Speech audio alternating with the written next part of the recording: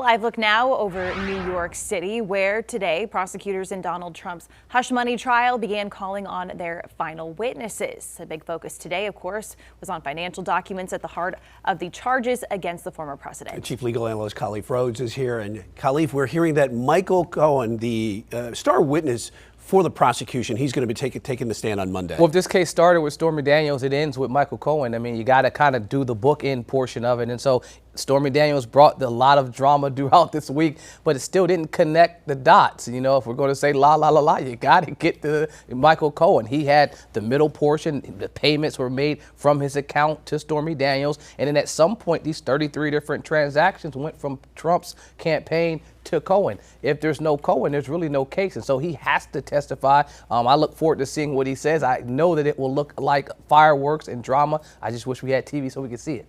Right, and we can't, so we have to rely on people tweeting and we rely on Khalif. And we rely on Khalif to keep that up. What are your big three takeaways from the end of week 3 here? This was a very, very educational week. You know, the American people got an opportunity to learn a couple of things. First, about a mistrial. You know, we had some things that were said during Stormy Daniels, fiery testimony, sometimes contentious testimony. And during that time, on the first day, Trump's team decided that, you know what, I think too much got out. And because too much got out, I think this trial is tainted to the point that my client can't get a fair trial. The judge ultimately denied that, but I think that was a good learning lesson to see a couple of things. That first, you want to always raise an issue for appeal, even if you know you'll lose. And so that's my first takeaway. Good lawyering for sure, back and forth.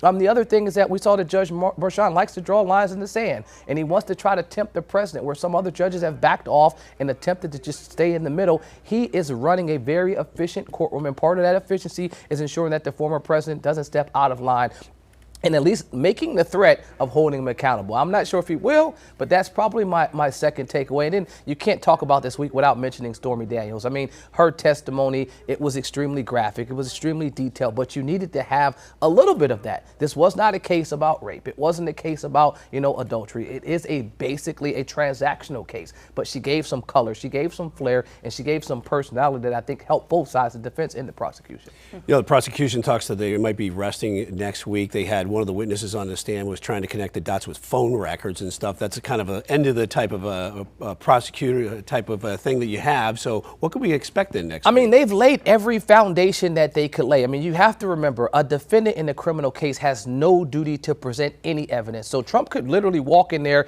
and they could say, when the prosecution says our case is over, defense could say, Your Honor, our case is over as well. There's no legal obligation for them to present a case, and the jury can't hold that against him. And so in terms of this case, they're doing everything they need to lay the foundation to ensure that they can prove that the former president committed these acts. And so you need these mundane individuals, specifically, you know, accountants and people that, you know, participate in depositions, people that could tell you the inner workings of Trump's organization. You need a lot of those folks that won't have the salacious, that won't have the fireworks, that will literally just lay another brick on top of another brick.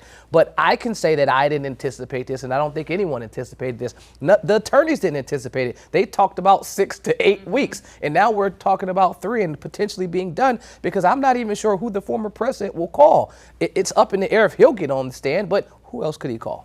All right, well, only time will tell. And on Monday, all eyes are going to be on that courtroom, or ears, I should say, looking at on the keyboard, right? Because we can't see anything in there. But Michael Cohen's set to testify on Monday. So, Khalif, we'll check in with you then. Thank you.